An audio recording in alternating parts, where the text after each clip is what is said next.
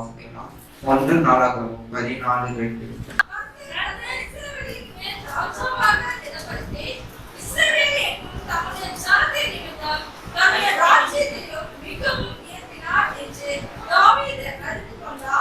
அவை தாவீதை எப்படி தேவன் அறிந்து கொண்டாரா? இஸ்ரவேலின் ராஜாவாய் அறிந்து கொண்டாராம். இஸ்ரவேலுக்கு ஜனங்களுக்கு அவர் ராஜாவாய் தாவீதை அறிந்து கொண்ட தேவன். தேவன் நம்ம வாழ்க்கையில ஒரு காரியம் அறிந்து கொண்டார்னா, இந்த மகனை கொண்டு இந்த மகளை கொண்டு இந்த காரியம் செய்யணும் வேண்டும் என்று அவர் நம்ம தாயின் கல்வி தோன்றுமனே அறிந்து கொண்டவராய் இருக்கிறாரு. நம்மளை முன்கூட்டியே அறிந்து கொண்டவராய் இருக்கிறார். அவர் அறிந்து கொண்ட தேவன் நம்ம வாழ்க்கையில ஒரு காரியம் செய்ய நினைத்தால் ஒன்றுமே தடைபெறாது. ஆனால் அதே போல 1 நாளாகமம் 13:12 வாசிக்கலாம்.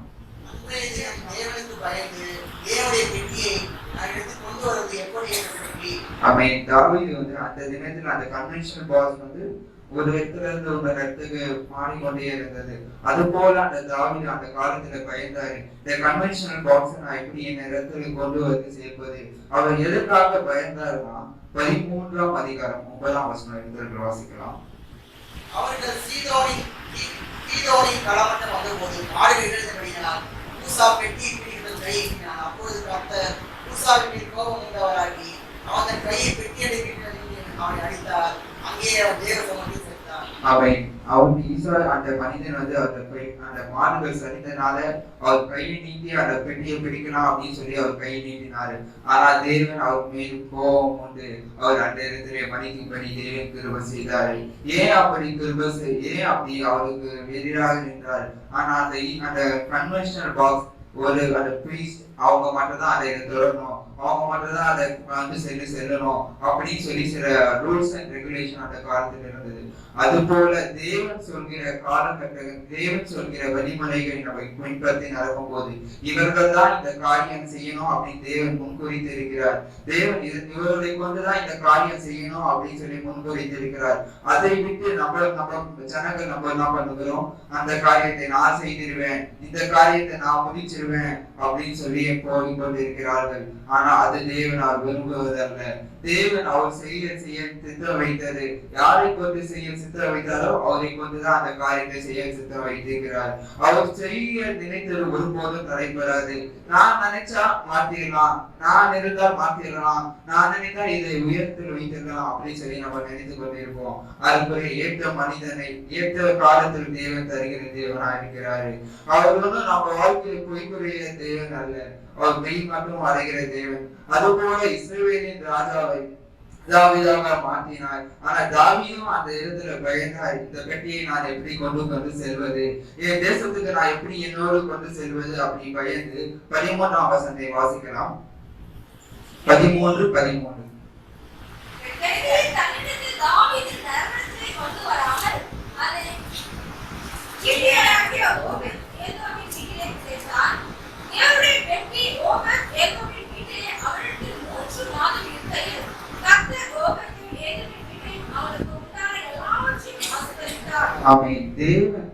தேவன் முன்குறித்த அந்த காரியம், இந்த காரியம் அந்த இடத்துல அவன் கொண்டு போய் சேர்த்தாரு. தாவீது அவர்கள் சொந்த தேசமான ஜெருசலேமுக்கு எடுத்துக்கொண்டு செல்லவில்லை. இன்ஸ்டெட் ஆஃப் அந்த இடத்தை விட்டு அந்த வீட்டுக்கு கொண்டு போய் சேர்ந்தாரு. அந்த இடத்துல கொண்டு போய் சேர்த்து அங்க இடத்துல 3 மாதங்கள் அந்த பெட்டி இருந்தது. அந்த 3 மாதம் இருந்த பெட்டி அந்த இடத்துல மிகப்பெரிய காரியங்களை செய்தது. அந்த வீட்டிலே தேவன் ஆசீர்வதித்தாரு. அவர் கைப்பற்ற எல்லாவற்றிலும் தேவன் ஆசீர்வதித்தாரு. அது போல நம்ம வாழ்க்கையில தேவன் அந்த வீட்டுல 3 மாதம் அந்த பெட்டி இருந்ததுனால அந்த குடும்பம் ஆசீர்வதிக்கப்பட்டது. அது போல நம்ம வாழ்க்கையில நம்ம தேவன் நம்மளோடு இருக்கும் போது நம்மளுடைய ஆயுஷ் நாட்களை தேவன் ஆசீர்வதிக்க கிருபை செய்வாரு. நம்மள ஒரு நன்மையும் குறைபடாமல் ஆசீர்வதிக்க கிருபை செய்வாரு. அந்த காலத்திலே தாவீது அந்த இஸ்ரவேலுக்கே ராஜாவா மாறிட்டாரு. நம்ம வாழ்க்கையில பார்க்கலாம், நம்ம வாழ்க்கையில இயேசுவை பற்றி கொண்டு நம்ம வாழ்க்கையில ஆசீர்வாதம் வந்துருச்சுன்னா, நம்ம வாழ்க்கையில அநேக ஆசீர்வாதங்கள் வந்து விட்டுனா, அநேக செல்வங்கள் நம்ம வாழ்க்கையில வந்து விட்டுனா, நம்ம எதிரிகள் சும்மா விடுவாங்களா? நம்ம எதிரிகள் ஒன்றுமே சும்மா வர மாட்டாங்க.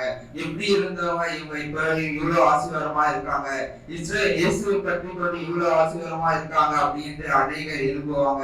நீங்க கிறிஸ்துவ முன்னால இருந்தீங்க, ஞானஸ்நானத்துல இருந்து முன்னால இவ்வளவு ஆசீர்வாதமா இருந்தீங்க, இப்போது நீங்க இப்படி ஆசீர்வாதம் குறைபட்டு இருக்கீங்க அப்படின்னு சொல்லி நிறைய பேர் வந்து சொல்லுவாங்க. ஆனா நம்ம அதை கேட்டு விட்டு விடணும். ஆனா நம்ம தேவனை பற்றி கொண்டால் ஒரு போராட்டம் வரும். அந்த போராட்டத்தை தாங்குகிற மனுஷன் தான் பாக்கியவான் என்று வேதத்துல நம்ம வாசிக்கிறோம். அது போல நம்ம எங்கெங்கெல்லாம் போராட்டத்தை நம்ம தாங்கி வருகிறோமோ அந்த இடத்துல தேவன் நம்மை பாக்கியவான்களாய் மாற்ற சித்தம் வைத்திருக்கிறாரு. நம்மளை பாக்கியவதிகளாய் மாற்ற சித்தம் வைத்திருக்கிறாரு. எத்தனை பேரை விசுவாசிக்கிறீங்க? நான் போராட்டத்தை தாங்குற மனுஷியா இருக்கிறேன். விசுவாசிகளை கரையில் வைத்து அறையிலா சொல்லுவோமா? விசுவாசிகளை கரங்களை வைத்து நம்ம இன்னும் அதிகமாய் சொல்லும் போது, நம்ம இன்னும் சத்தமாய் சொல்லும் போது, நம்ம உலக மனிதர்களை பெருமைப்படுத்த சொல்லவில்லை, நம்ம உன்னதரை பெருமைப்படுத்த உன்னதரை பாட நம்ம கீர்த்தனை பண்ணும்போது அவர் நம்மை ஆசீர்வதிக்கிற தேவனா இருக்கிறாரு. அதே போல தாவீது அந்த இஸ்ரவேலுக்கு ராஜாவாய் மாறினாரு. அந்த தாவீது இஸ்ரவேலுக்கு ராஜாவாய் மாறின உடனே 8ஆம் வசனம் வாசிக்கலாம். அவருக்கு எப்படி எல்லாம் எதிரிங்க பெருமை வந்தாங்கன்னு சொல்லி. தாவீது சமஸ்த இஸ்ரவேல் மேலும் ராஜாவாக அபிஷேகம் பண்ணப்பட்டதை பெலிஸ்தர் கேள்விப்பட்டபோது பெலிஸ்தர் எல்லோரும் தாவீது திரும்பி வந்தார்கள். அதை தாவீது கேட்டபோது அவர் விரோதமாய் புறப்பட்டார். ஆமென். பெலிஸ்தர் யாரு? தாவீது எப்படி இவ்வளவு பெரிய அவன் சின்ன மனிதனா இருந்தான். அவரு முன்னே எல்லாவற்றையும் பார்த்து திடீர்னு ராஜாவா மாறிட்டான் அப்படின்னு பெலிஸ்தர் அந்த செய்தியை கேள்விப்பட்டாங்க. அந்த கேள்விப்பட்டு தாவீதை நம்ம அறிச்சு விடணும், இந்த தேசத்துக்கு எப்படி அவ்வளவு பெரிய ராஜாவா மாறிட்டான் அப்படின்னு சொல்லி அந்த தேச பெலிஸ்தர் எல்லாம் மார்ச் பண்ணி அவருக்கு முன்பாக தாவீதை தேடி வந்தாங்க. ஆனா தேவன் அவர் ஒருபோதும் தாவீதை அணுக விடவில்லை. 9ஆம் வசனம் வாசிக்கலாம்.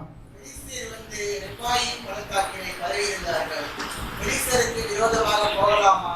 அவரை மேல் ஒப்பு கொடுப்பீரா என்று தாவீது தேவனை கேட்டபோது கர்த்தர் அவர் மேல் ஒப்பு கொடுப்பேன் என்றார். ஆமென். தேவன் எப்படி தாவீது என்ன பண்ணாரு? பெலிஸ்தர் என்னை சூழ்ந்து வந்து விட்டாங்க அப்படின்னு சொல்லி நம்ம யாரும் வந்து உலக மனிதர்களை கேட்கல, அவருடைய மினிஸ்டர்ஸை கேட்கல, அவருடைய ஜனத்தை கேட்கல, அவர் ஒருவரே கேட்டாரு. ஆண்டவராக இயேசு கிறிஸ்துவை கேட்டாரு.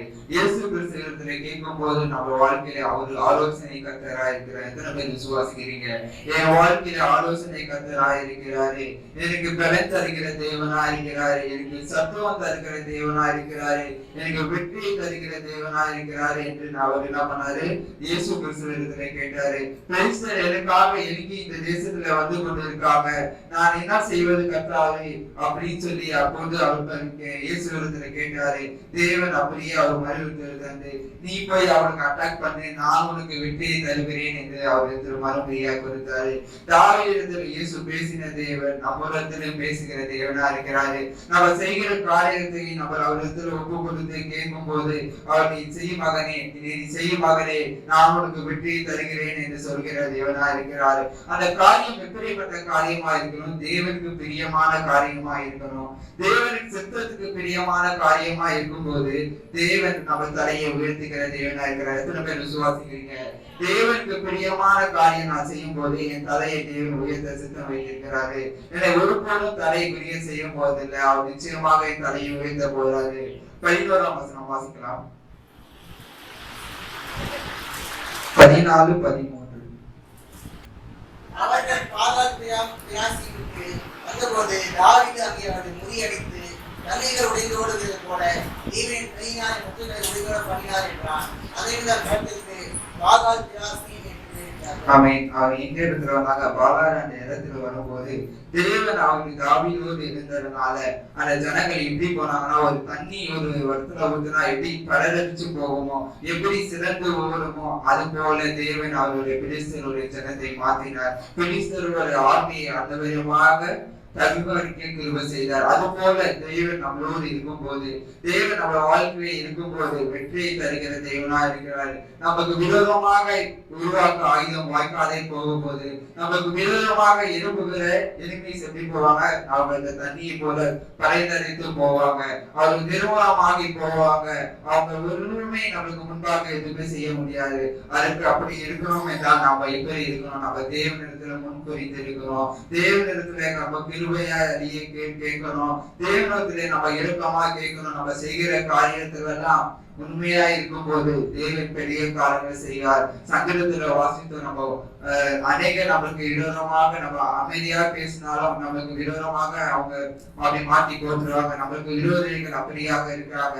அந்த போல விரோதிகள் இடத்துல நம்ம வாக்காள போகக்கூடாது, நம்ம எடுத்து பேச போகக்கூடாது. அந்த இடத்துல எல்லாம் அமைதியா வந்துவிட்டு நம்ம தேவன் இடத்துல அவர் ஜனங்களை ஒப்பு கொடுக்கும் போது, நம்ம விரோதிகளை ஒப்பு கொடுக்கும் போது, நம்ம எதிரிகளை ஒப்பு கொடுக்கும் போது தேவன் மறக்கறிக்கிற தேவன் சித்தம் வைத்திருக்கிறார். எத்தனை பேர் விசுவாசிக்கிறீங்க? நான் என் விரோதிகளை நான் போராட போறது இல்லை, என் தேவன் இடத்துல நான் என்னோட விதரையை ஒப்பு கொடுக்க போகிறேன். தேவன் அவருடைய சித்தத்தின்படி என்னோட விதரையை நிரூபமாக்க போகிறார் அப்படின்னு சொல்லி நம்ம ஒப்பு கொடுக்கும் போது தேவன் நமக்கு வெற்றியை தருகிற தேவனா இருக்கிறாரு. இந்த வேதத்துல பார்க்கிற தாவீதுக்கு வெற்றியை தந்த தேவன் நமக்கு வெற்றியை தருகிற தேவனா இருக்கிறார். எத்தனை பேர் விசுவாசிக்கிறீங்க? என் வாழ்க்கையில தேவன் வெற்றியை தருக போகிறார். 14ஆம் வசனம் வாசிக்கலாம்.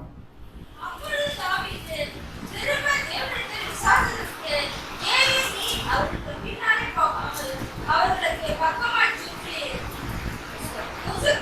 முசுக்கட்டி செடிகளுக்கு எதிரே நின்று அவர்கள் மேல் பாய்ந்து முசுக்கட்டி செடிக்கு முனியாக செல்கிற இறைச்சலில் கிளம்பும்போது திக்கு புறப்படு. பெலிஸ்தரின் பாலத்தை முறியடிக்க தேவன் முன்னே புறப்பட்டிருப்பார் என்றார். தேவன் அவருக்கு தாவீதுக்கு முன்பாக யார் சென்றாரா? தேவன் சென்றாராம். அது போல நம்ம காரியங்கள் அவங்க அந்த தேசத்தை முதலாவது முறியடித்து போயிட்டாங்க. ஆனா அந்த தேசத்தை அந்த இடத்துல அவருடைய தெய்வத்தை எல்லாம் அப்படியே ஐடலாவே விட்டு போயிட்டாங்க. ஆனா தாவீது அவருக்கு பண்ணி அந்த ஐடல்னா நீங்க எரிச்சிருங்க, அந்த ஐடல்னா நம்ம தேசத்துல இருக்கக்கூடாது, இந்த இடத்துல இருக்கக்கூடாது அப்படின்னு சொல்லி அந்த ஐடல்ஸ் தான் அந்த ஐடல் வர்ஷிப்னா அடிக்க கிருபை செய்தார். அது போல அந்த அடிக்கும் போது அந்த செய்தியை பெலிஸ்தர் கேள்விப்பட்டு திரும்பவும் தாவீது அந்த ஐடல்ஸ் தான் எடுத்துட்டு போனோம், நம்ம தெய்வத்தை எடுத்துட்டு போனோம் அப்படின்னு சொல்லி திரும்பி வந்தாங்க. அந்த செய்தியை தாவீது கேள்விப்பட்டு அந்த தேவன் அவரிடத்துல கேட்டாரு, மறுபடியும் ஒரு விஷயம் கேட்டாரு. தாவீதுக்கு ஒரு சிறந்த யோசனையை கொடுத்தாரு. நீங்க நேராக அந்த இடத்துல போய் அட்டாக் பண்ணாம அந்த செடிகளுக்கு பின்பாக நின்று நீங்க ரெடியா இருங்க, அட்டாக் பண்ண ரெடியா இருங்க. தேவன் நான் உங்களுக்கு முன்பாக சென்று உங்களுக்கு காரியத்தை வாய்க்க செய்வேன் என்று தேவன் சொல்கிறார். அது போல தேவன் நம்மளுக்கு யோசனையை தருகிற தேவன். நம்ம செய்கிற காரியத்தை யோசனையை அறிந்த தேவனாய் இருக்கிறார். நம்ம காரியத்தை எல்லாம் அவருக்கு ஒப்பு கொடுக்கும் போது அவருக்கு நம்ம ஒரு யோசனையை தருவார். நம்மளுக்கு இந்த காரியம் இப்படி செய்தால் நடைபெறாது, நீ இந்த விதமான காரியத்தை செய்ய என்று தேவன் சொல்லும் போது அந்த காரியத்தை செய்யும் போது தேவன் நிச்சயமாக வெற்றியை தருகிற தேவனாய் இருக்கிறார். 17ஆம் வசனம் வாசிக்கலாம்.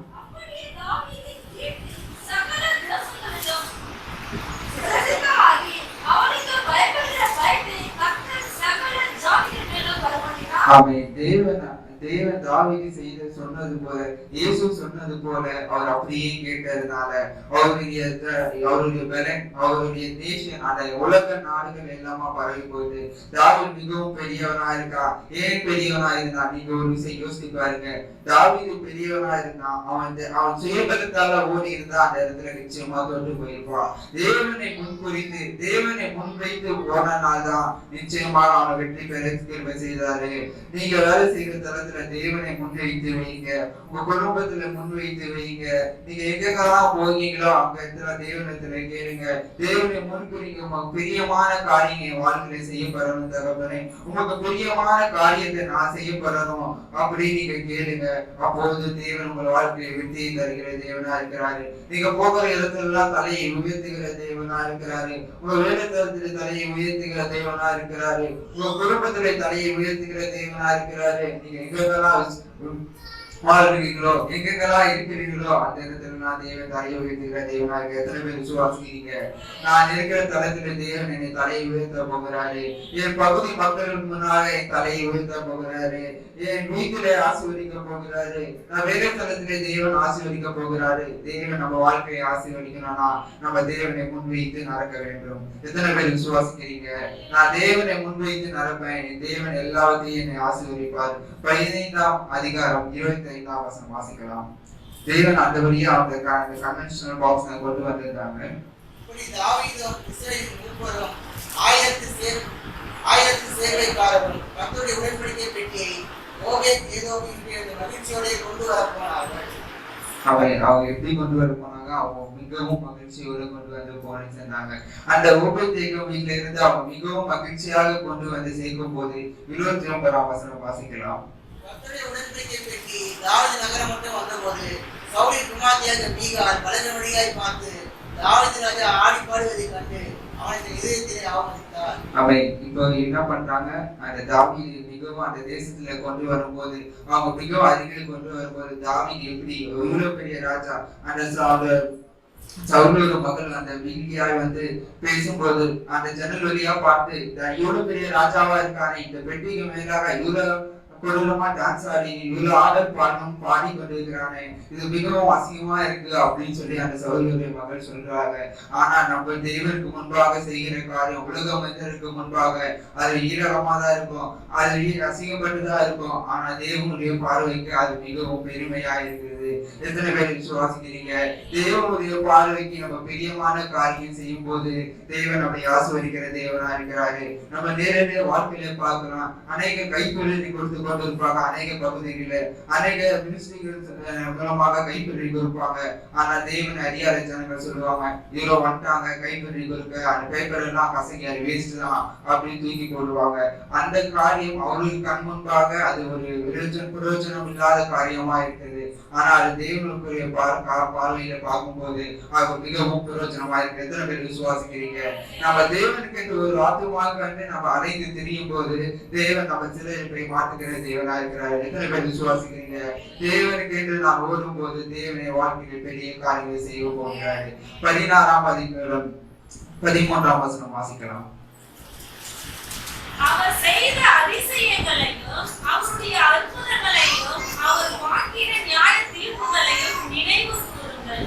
அவன் தேவன் அவர் செய்த அற்புதங்கள், தாவீது எப்படி ஆடல் பாடி வந்ததா தாவீது சொல்லுகிறார், அந்த அவர் செய்த அற்புதங்களை நினைத்து நம்ம பார்க்க வேண்டும். அவர் செய்த நன்மைகளை நினைத்து பார்க்க வேண்டும். அவர் கற்பனைகளை கொண்டு நம்ம பார்க்க வேண்டும். அவர் சொன்ன ஜட்மெண்ட் நினைத்தை குறித்து நம்ம பார்க்க வேண்டும். எல்லாத்தையும் நோக்கி பார்க்கும் போது நமக்கு பின்பாக ஒரு ஆசீர்வாதத்தை வைக்கிறது. அதை நினைத்து பார்ப்பது மட்டும் இல்லாம நம்ம அந்த கை கொண்டு நடக்கும் போது தேவன் நிச்சயமாக ஆசீர்வதிக்கிற தேவனா இருக்கிறார். 14ஆம் வசனம் வாசிக்கலாம். 14, 15, 16. அவரே நம்முடைய தேவனாகிய கர்த்தர் அவருடைய நியாய தீர்ப்புகள் பூமியெங்கும் விளங்கும். ஆமென். அவர் எவ்வளவு பெரிய கர்த்தரா, அந்த பூமி எங்கும் அவருடைய நியாய தீர்ப்பு விளங்க போகுது. அந்த நியாய தீர்ப்பு நாளை நம்ம எப்படி இருக்கணும்? நம்ம தேவனுக்கு முன்பாக பயந்து ஓடி போய் இருக்க கூடாது. தேவனுக்கு முன்பாக நமக்கு பீடத்தோடு நிற்க தேவன் நமக்கு கிருபை செய்யணும். அதுக்காக நம்ம என்ன செய்யணும்? நம்ம உலக மனிதருக்காக ஓடக்கூடாது, நம்ம உன்னதற்காக ஓடணும். உன்னதற்காக வாழும் போது தேவன் பெரிய காரியங்களை செய்கிற தேவனா இருக்கார். தொடர்ந்து வாசிக்கலாம். அவர் கட்டளையிட்ட வாக்கையும் ஆபிரகாமோடு அவர் பண்ணின உடன்படிக்கையையும் அவர் ஈசாக்கோடு இட்ட ஆணையையும் என்றென்றைக்கும் நினைத்திருக்க. தொடர்ந்து வாசிக்கலாம். அதை யாக்கோபுக்கு பிரமாணமாகவும் இஸ்ரவேலுக்கு நித்திய உடன்படிக்கையாக உறுதிப்படுத்தி உங்கள் சுதந்திர பாகமாக கானான் தேசத்தை உனக்கு தருவேன் என்றார். ஆமென். தேவன் எப்படி சொன்னாரா? தேவன் அவருக்கு ஆபிரகாமுக்கு வாக்களித்த தேவன், ஈசாக்குக்கு வாக்களித்த தேவன், யாக்கோபுக்கு வாக்களித்த தேவன். அந்த வாக்களித்தெல்லாம் ஒரு போதுமானது. நம்ம இறுதி பரியந்தம் வரை நம்ம நினைத்து வாழும் போது, இறுதி பரியந்தம் வரை நினைத்து இருக்கும் போது நம்மளுக்கு கானானை கொடுக்கிற தேவனா இருக்கிறார். எத்தனை பேர் விசுவாசிக்கிறீங்க? என் வாழ்க்கையில கானானை தேவன் கொடுக்க போகிறாரு.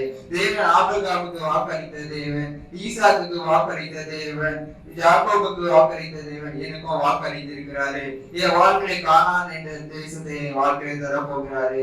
அந்த தேசத்திலே இருக்கு நான் ஒன்றுக்கும் நான் கலங்க போவதில்லை. தேவன் நிச்சயமாக அந்த தேசத்தை தரப்போகிறாரு. 23ஆம் வசனம் வாசிக்கலாம்.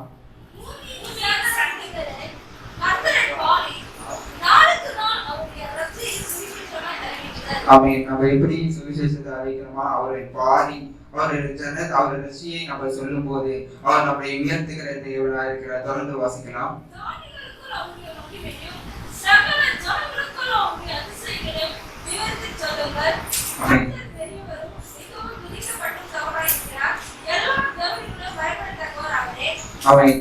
அவர் எவ்வளவு பெரிய சகல தேவர்களும் சகல ஜாதிகளும் சகல தேசங்களும் பயப்படத்தக்கவர் ஒருவரே தான். நம்ம உலக மனிதர் எவ்வளவு பெரிய ஆளா இருந்தாலும் அவர்களும் ஒரு நாள் பயப்படுவாங்க.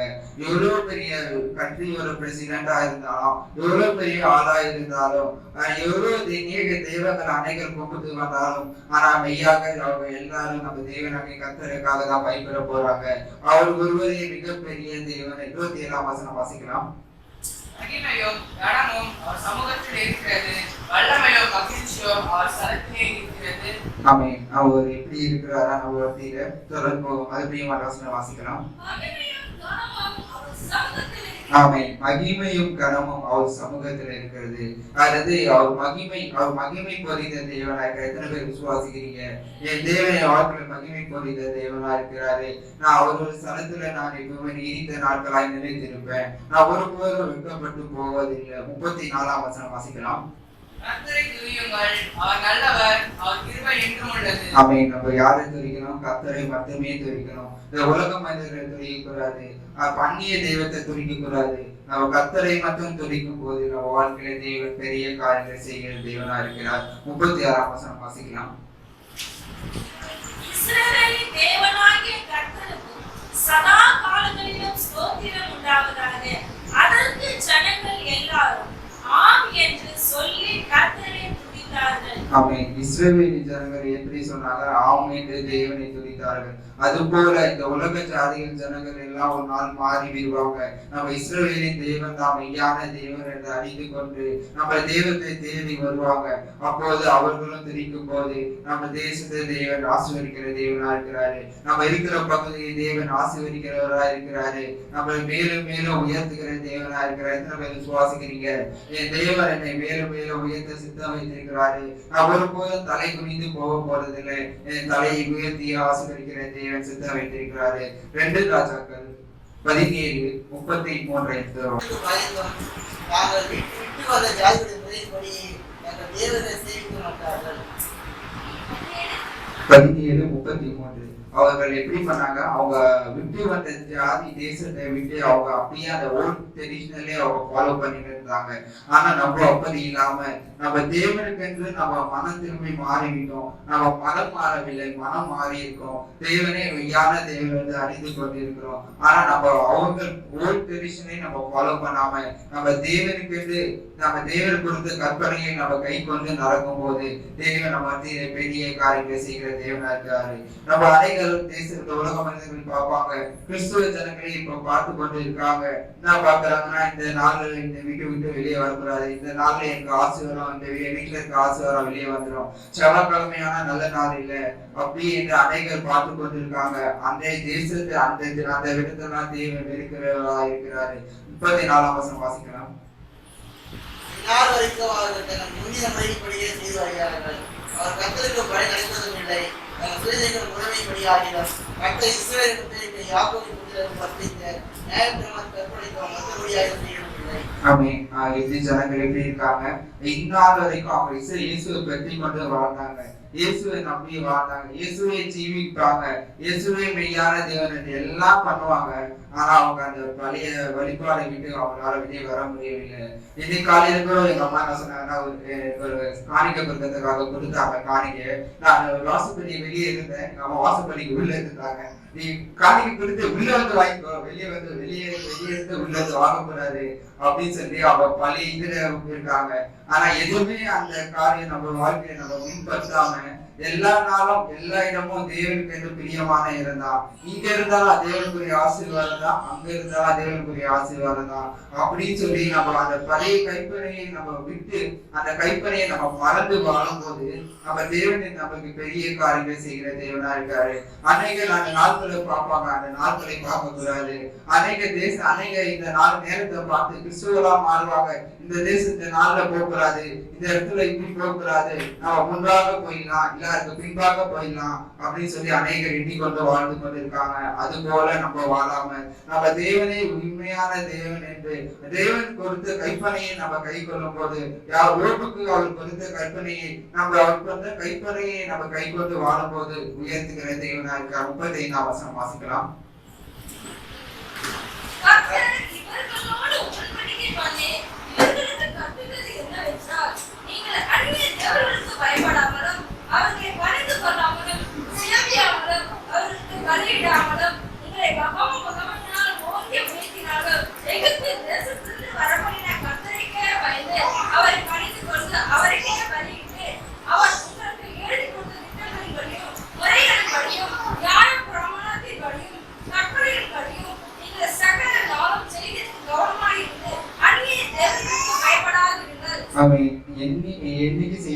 டெய்லியும் செய்யணுமா. நம்ம இன்னைக்கு ஒரு நாள் அந்த கற்பனையை கைப்பற்று விட்டுறக்கூடாது. நம்ம இன்னைக்கு மட்டும் தேவனை அந்த காரியம் நம்ம விட்டு விலகிடக்கூடாது. நம்ம அந்நிய நாள் அவர் கொடுத்த எல்லா நாளும் நமக்கு ஒரு ஆசீர்வாதமான நாளா தான் இருக்கும். அவர் கொடுக்குற எல்லா ஆசீர்வாதமும் நம்ம வாழ்க்கையை செழிக்கவங்க தான் செய்யும். அது போல நம்ம அந்நிய தெய்வத்துக்கு பலி செலுத்தக்கூடாது. அந்நிய தெய்வத்துக்கு நம்ம தலை வணங்கக்கூடாது. அந்நிய தெய்வத்துக்காக நம்ம எதுவும் செய்யாதபடி இந்த அந்நிய தெய்வத்தை படைத்த தேவன் நம்முடைய தேவன் ஒருவரே. அவரு நம்மளோட தேவனை நம்ம துரித்து பாரும்போது, நம்முடைய தேவனுக்கு நம்ம தலை வணங்கும் போது, நம்ம தேவன் நமக்கு பலன் தருகிற தேவனாக எத்தனை பேர் விசுவாசிக்கிறீங்க? நான் அந்நிய தெய்வத்தை வணங்க போறது இல்லை. அந்நிய தெய்வத்தை சொன்ன விதையை நான் ஃபாலோ பண்ண போறது இல்லை. இந்த உலக மனிதர்கள் சொன்ன விதியை நான் ஃபாலோ பண்ண போறது இல்லை. என் தேவன் சொன்ன கற்பனையை நான் கை கொள்ள போகிறேன். எத்தனை பேர் விசுவாசிக்கிறீங்க? இன்னைக்கு நம்ம மனம் மாறாவிட்டா நம்ம இன்னைக்கு மனம் மாற போகிறோம். நீங்க ஒரு விஷயம் யோசிச்சு பாருங்க. காலம் மிகவும் பொல்லாத காலமாக மாறிக்கொண்டு இருக்கிறது. நம்ம அன்னைக்கு இப்போ வருகிற காலம் ரொம்ப ஈஸியான காலமா இல்லை. அநேக வியாதிகள் வந்து கொண்டிருக்கிறது, அநேக போராட்டங்கள் வந்து கொண்டிருக்கிறது. அதெல்லாம் நம்ம சாமிக்கு வழி நடத்தணும்னா, நம்ம ஜீவிக்கணும்னா, நமக்கு இன்னைக்கு போகும்போது நம்ம மனம் மாறதோடு போக வேண்டும். நம்ம மனம் மாறதோடு போக வேண்டும். நம்ம தேவன் கொடுத்த கற்பனையை நம்ம கை கொள்ள வேண்டும். தேவன் கொடுத்த எல்லா நாளும் நல்ல நாளு, தேவன் கொடுத்த எல்லாமே எனக்கு நல்லதுதான் என்று நம்ம கை கொண்டு நடக்கும் போது, தேவனுக்கு ஒருவருக்கே நம்ம ஆராதனை செய்யும் போது, நம்ம அவரையே நம்ம மகிமைப்படுத்தும் போது, நம்ம வாழ்க்கையில பெரிய தேவனா இருக்கிறார். 37ஆம் வசனம் வாசிக்கலாம். அவர் உங்களுக்கு எழுதியிருக்கிற திட்டங்களின்படியும் முறைகளின்படியும் நியாய பிரமாணத்தின்படியும் கற்பனைகளின்படியும் நீங்கள் சகல ஞானம் செய்கிறதற்கு கவனமாக இருந்து அந்நிய தேவர்களுக்கு பயப்படாதிருங்கள். அவன் யாருக்கு பயப்படுகிறாரு? அந்நிய தெய்வத்துக்கு நம்ம பயப்படக்கூடாது. நம்ம தேவன் கொடுத்த கற்பனையை நம்ம அதிகாரமும் எப்பொழுதும் நம்ம கை கொள்ளும் போது நம்ம வாழ்க்கையில பெரிய தேவன் பெரிய காரியங்களை செய்கிற தேவனா இருக்கிறார். We shall not be afraid. அந்த பழைய கன்வென்ஷனுக்காக நம்ம பயப்படக்கூடாது. நம்ம பழைய காலத்தை குறித்து பயப்படக்கூடாது. பழைய கற்பனை குறித்து பயப்படக்கூடாது. நம்ம ஒருவர் தேவன் ஒருவருக்கே நம்ம பயப்பட மனுஷர்களாக நம்ம மனுஷங்களாக மாறும் போது நம்ம வாழ்க்கையில பெரிய காரியங்களை செய்கிற தேவனா இருக்கிறாரு. 39ஆம் வசனம் வாசிக்கலாம்.